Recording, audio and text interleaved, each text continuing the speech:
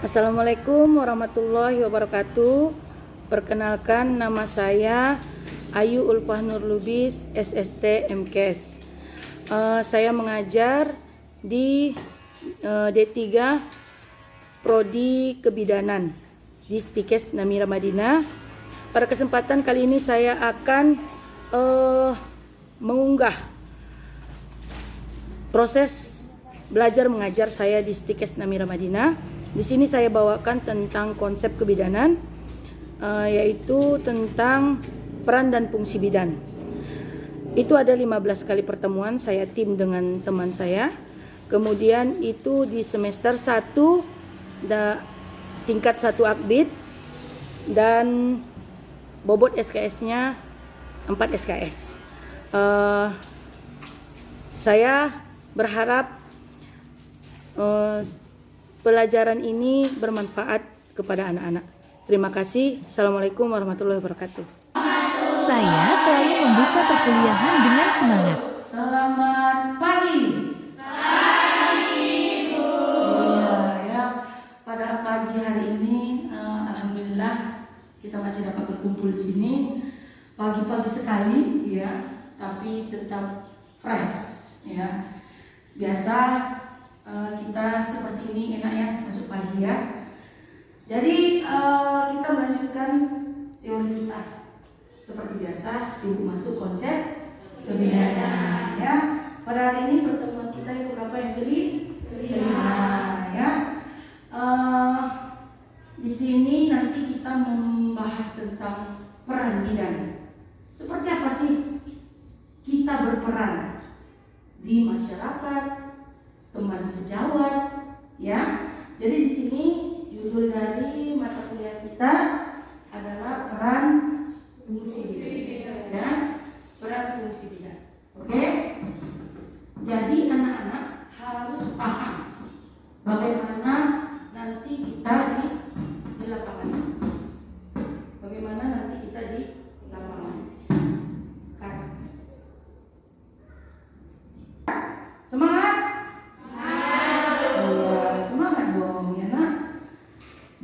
Di sini kita masuk peran dan fungsi bidan. Oke. Dalam upaya pelayanan kebidanan yang berfokus pada kesehatan reproduksi, semua yang kita kerjakan adalah tentang reproduksi. Itulah peran bidan sebenarnya. Ya, dari melahirkan, kemudian KB, ya kan? Dari apa lagi? Apa lagi? Konseling kesehatan reproduksi, ya kan? Oke. Di sini yang pertama peran bidan sebagai pelaksana. Oke, pelaksana. Pemberi pelayanan kebidanan pada wanita dalam siklus kehidupan, asuhan neonatus, bayi dan anak balita. Ya. Di dalam pelaksana itu ada 3 poin unsur yang harus kita laksanakan. Yang pertama apa? Ya, yang pertama adalah tugas mandiri. Mandiri berarti dikerjakan sendiri. Ya, berarti dikerjakan sendiri. Ibarat kalian pergi dinas nanti ke rumah bidan. Ada namanya bidan apa? Bidan mandiri. Dia punya klinik sendiri, dia kerjanya sendiri. Itu bidan mandiri. Ya. Kemudian yang kedua adalah tugas kolaborasi atau kerjasama. Kerjasama kemana? Ayo, siapa yang bisa jawab? Kemana? Kerjasama kemana? Ibu bidan, ibu saya punya klinik. Saya mau kolaborasi. Kemana? Ayo, siapa bisa jawab? Kemana lagi? Ke rumah sakit. Oke, yang pertama itu udah terlalu jauh ke rumah sakit ya. Itu poin ke-3 lah. Poin ketiga. Poin pertama siapa yang diajak kolaborasi? Siapa? Bidan senior. Iya, bidan senior di tempat kita berada. Bu, nanti kalau saya susah dalam proses persalinan mohon dibantu ya Bu. Ajak kolaborasi. atau dokter setempat. Itu dulu. Kemudian yang kedua, puskesmas yang dekat-dekat dulu. Kemudian baru rumah sakit. Rumah sakit yang ketiga, tugas ketergantungan atau merujuk. Kalau tidak mampu lagi, teman kolaborasi kita, ya, tempat puskesmas kolaborasi kita, maka tindakan selanjutnya adalah merujuk. Oke ya, lanjut.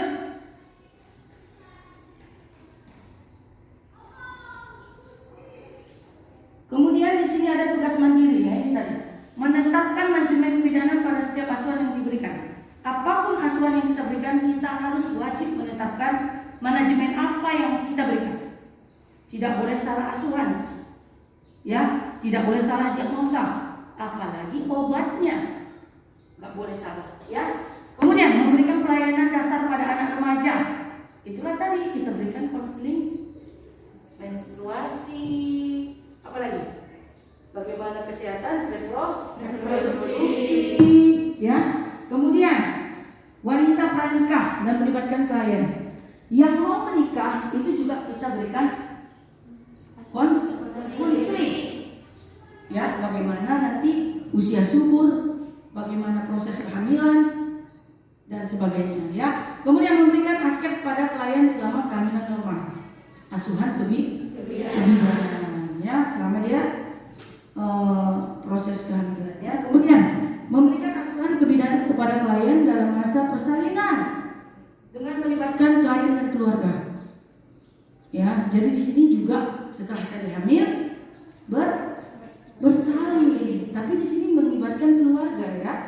Kemudian memberikan asuhan kebidanan pada bayi baru lahir. Setelah tadi hamil, dia melahirkan, dia punya bayi, dan itu juga kamu wajib memberikan asuhan. Setelah itu memberikan asuhan pada masa nifas.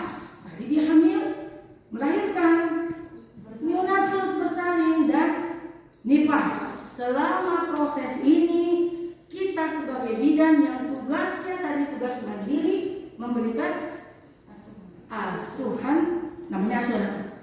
Iya, asuhan kebidanannya fresh, ya, fresh. Pagi-pagi udah fresh otaknya, ya. Kemudian ini memberikan asuhan kebidanan pada wanita usia subur yang membutuhkan pelayanan. Usia subur, ya, jadi harus memberikan konseling juga kepada wanita usia subur, ya. Kemudian memberikan asuhan kepada wanita yang gangguan sistem reproduksinya terganggu. Contoh, kenapa ya aku udah punya anak, terus ini udah 6 tahun gak hamil-hamil? Ayo, itu namanya infertilitas. Nanti kita akan belajar, ya, ketidaksuburan. Jadi yang seperti ini harus kita sampaikan ke kliennya. Bu, seperti ini, dan seperti ini. Nanti selanjutnya kita akan belajar fertilitas, ya. Kemudian memberikan asuhan kebidanan pada bayi balita dengan melibatkan keluarga. Pastinya kalau kita memberikan asuhan kebidanan, itu harus kita libatkan keluarga, baik itu suaminya, mertuanya, mamahnya, bukan mamanya, opungnya, ya, opungnya, ya. Ya. Jadi kita harus libatkan, karena setelah dia melahirkan belum tentu dia pandai memandikan, merawat tali pusat dan lain-lainnya. Tugas kolaborasi. Tadi kita sudah bicara tugas mandiri kolaborasi, menerapkan manajemen kebidanan pada setiap asuhan kebidanan sesuai fungsi kolaborasi dengan melibatkan klien dan keluarga. Memberikan asuhan kebidanan pada ibu hamil dengan risiko tinggi dan pertolongan pertama pada kegawatan dan memerlukan tindakan kolaborasi. Ya, jadi di sini tugas kolaborasi itu apabila sudah gawat, ya, kita harus berkolaborasi. Jangan merasa diri mampu, karena tingkat untuk angka kematiannya tinggi apabila kita merasa mampu dan tidak mau berkolaborasi dengan teman sejawat, dengan dokter, Ya, jadi payah ya. Jadi di sini harus bekerja sama dalam poin kedua dengan risiko tinggi. Ya, oke, paham di sini? Paham ya? Kita lanjut. Ini ketergantungan merujuk. Nah, apabila tidak sanggup, contoh begini. Ini kita dapat seorang pasien. Ternyata kepalanya di sini.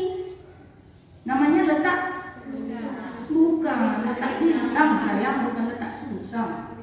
Ya, letak lintang. Letak lintang tidak diizinkan sama sekali melakukan pertolongan. Dia tidak bisa lahir normal. Tiba-tiba datang dia dari kampung ke klinik kita. Oh, saya udah mulus-mulus ini mau melahirkan. Ternyata kamu periksa, dia letak lintang, kepalanya di sini, melintang dia di perut.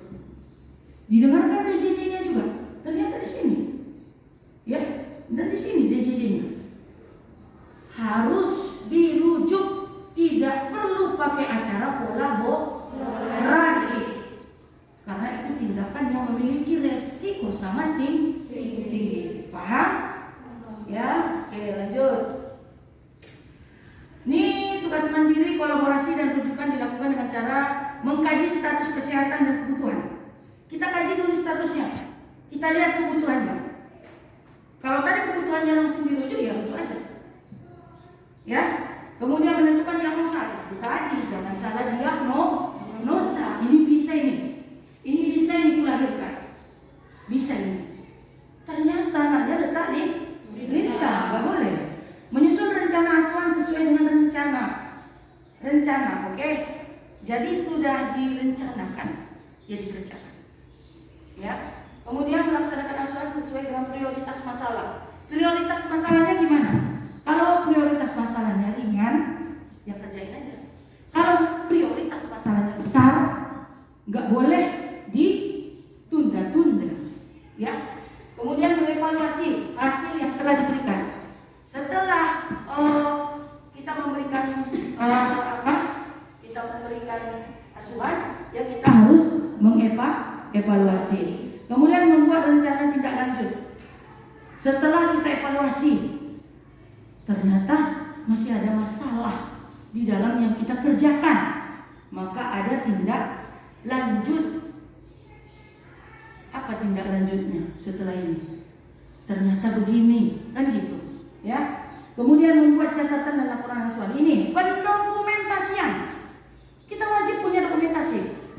Apapun itu yang kita kerjakan. Ya, karena kita nanti bisa kena tuntutan dari klien kita sendiri.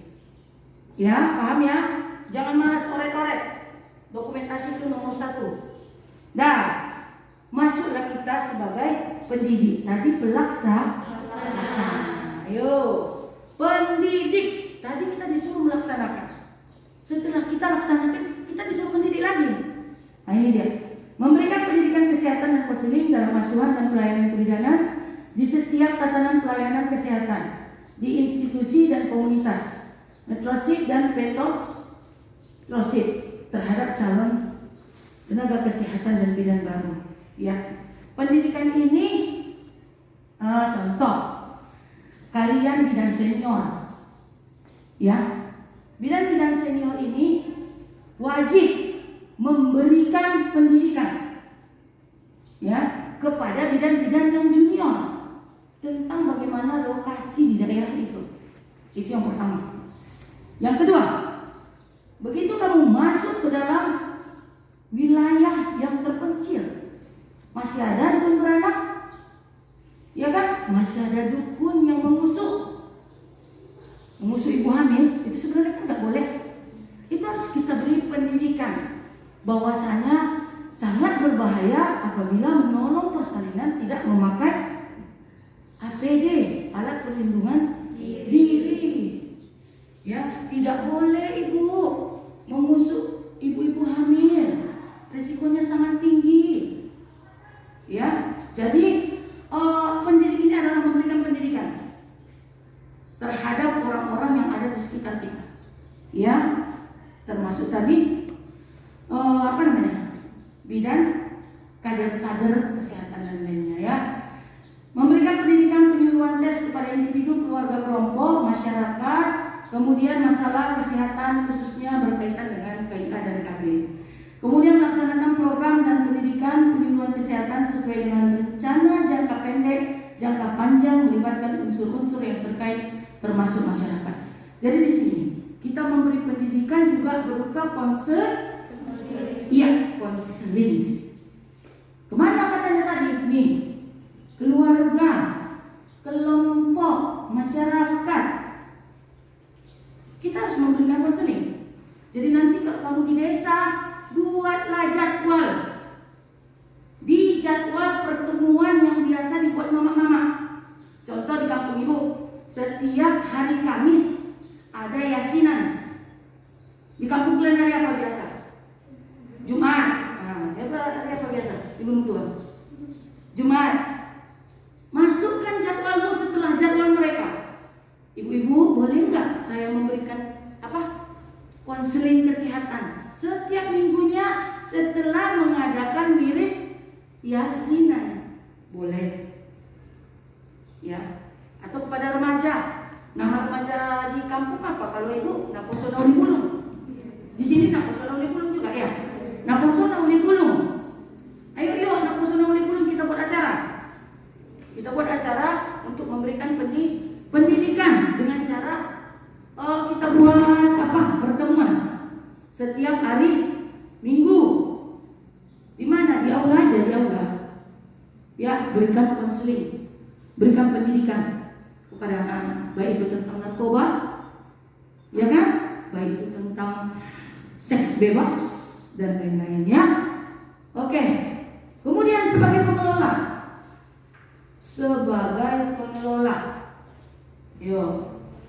Mengembangkan pelayanan dasar kesehatan, terutama pelayanan kebidanan untuk individu, keluarga, kelompok khusus dan masyarakat di wilayah kerja dengan melibatkan masyarakat lain. Mengelola. Apa maksud dari mengelola? Apa? Juara. Apa mengelola?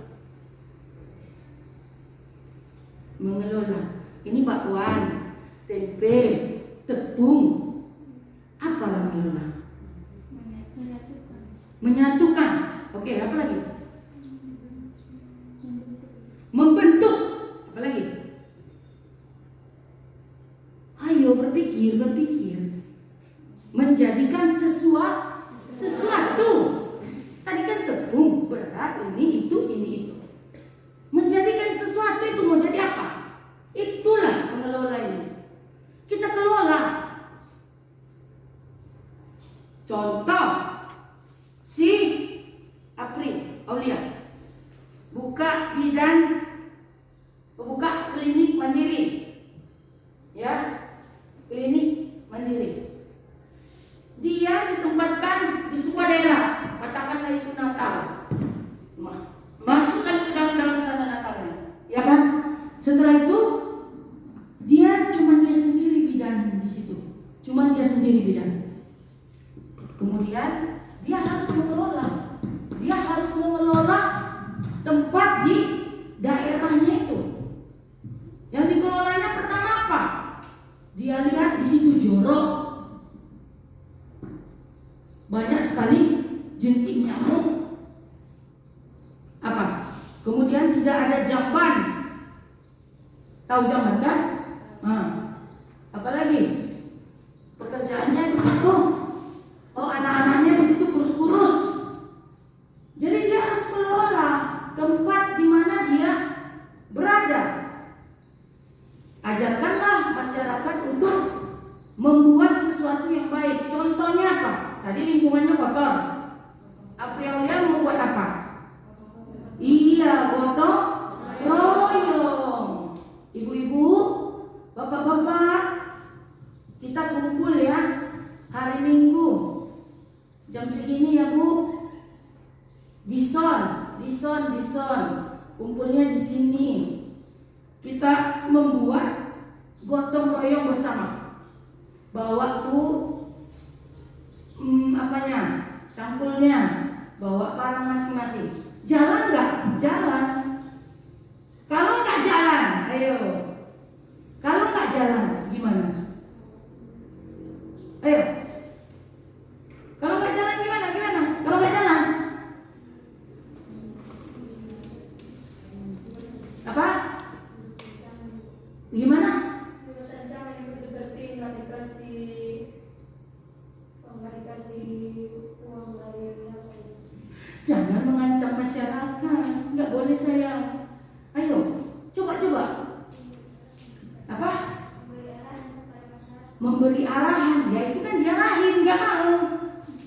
Ya kan, dia kan diarahin, nggak mau. Terus gimana? Suatu saat kamu bakalan seperti ini nanti di lokasi, mau kamu kelola lokasi itu, tapi nggak mampu. Mau diapain? Mau diarahin? Nggak bisa. Mau diancam? Nggak bisa. Ayo.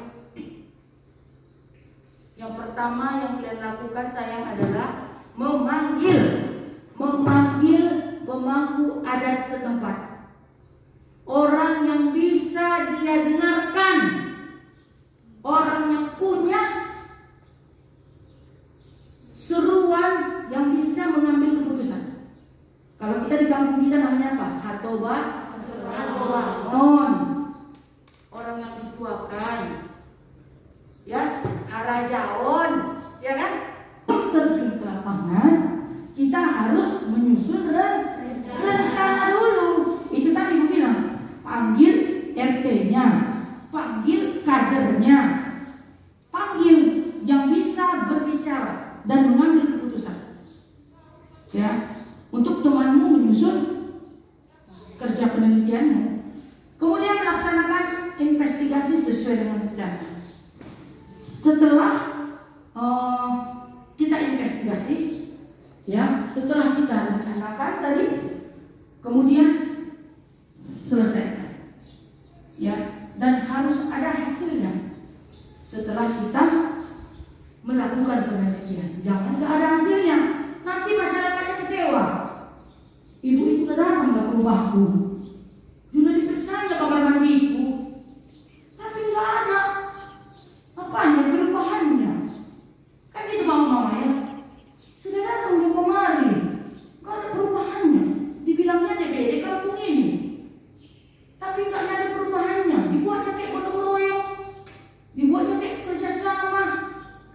Alhasil kamu dicap, ya, sama orang kampung. Apa? Pamalu-maluon, pandai-pandaian, dan tidak punya hasil sama sekali. Ya. Jadi itulah tadi penjelasan ibu tentang pelaksanaan baru pendidikan, pengelola, peneliti. Kita punya 4 peran di masyarakat. Ya, sudah paham sampai sini? Paham? Oke. Ada yang mau bertanya? Atau ibu yang nanya? Nah, ini enak ini. Siapa yang mau bertanya atau ibu yang nanya? Kalau ibu yang nanya dapat nilai A, punten 100. Nah, apa? Assalamualaikum warahmatullahi wabarakatuh. Perkenalkan, nama saya Rizka Munte. Pertanyaan saya, sama siapa saja Bu kita sebagai bidan berkolaborasi? Terima kasih. Tadi kan sudah dijelaskan, ya, sama siapa aja kita berkolaborasi. Yang pertama, lihat dulu orang yang paling penting bagimu, yang paling cepat kau panggil. Kalau ada bidan di dekatmu, itu dulu aja. Ya, sebenarnya peraturan terbaru, bidan itu harus ada di bawah naungan dokter kalau kliniknya. Tapi kalau tadi keadaannya kayak si Apri, dia juga kalau anak masuk lagi ke dalam, jangan harap dokter, bidan aja tidak punya. Ya kan? Jadi carilah orang setempatmu yang bisa kau ajak kolaborasi, yang memiliki ilmu pengetahuan yang bagus. Kayak tadi bidan senior, ya kan? Bidang yang sama dengan kalian juga gak apa-apa. Jadi kan teman kolaborasi. Tapi kalau ada yang lebih paten, yang lebih mantap, dokter kalau bisa, ya kita jadikan teman untuk berkolaborasi. Tapi kalau umpamanya kita sendiri jauh di dalam kampung sana, tidak ada kawan kolaborasi, tiba-tiba dapat yang emergensi, yang diagnosanya payah, seperti letak lintang tadi, tidak usah lagi harapkan kolaborasi, langsung ke poin berikutnya, merujuk. Ya, paham? Ya, apa lagi? Nah, apa itu? Nggak sampai bikin sampai ini.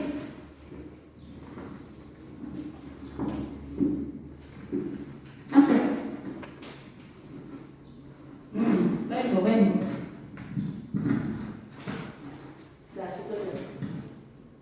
Assalamualaikum warahmatullahi wabarakatuh. Kenalkan Bu, nama saya Baik Rahman Nasution. Saya bertanya kepada Ibu. Contohnya Bu, saya bidang PTT. Bagaimana peran saya sebagai pengelola dalam masyarakat?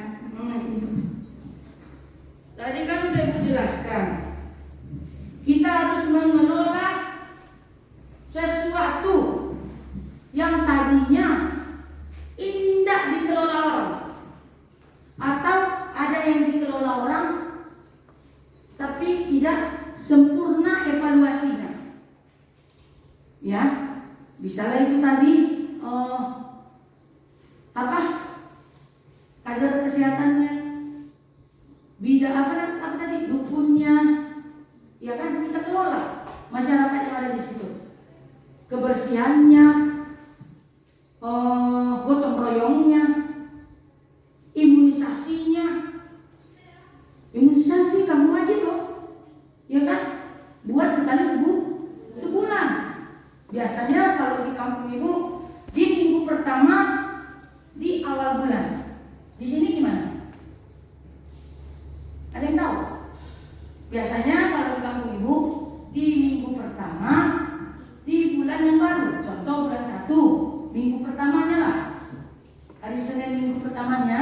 Katakanlah itu kunjungan ibu-ibu bidan. Di kampung kalian ada? Ada ya? Harinya ditentukan. Ditentukan pastinya. Ya, mungkin kamu aja yang nggak fokus hari-hari apa aja. Ya. Tapi buatlah schedule di dalam pengelolaan. Jadi kalau kita mau buat sesuatu yang kita kelola, buat jadwalnya dulu. Contoh imunisasi kapan? Ya. Kemudian memberikan konseling kapan? Gotong royong kapan? Pembinaan kapan? Memberikan pendidikan kapan?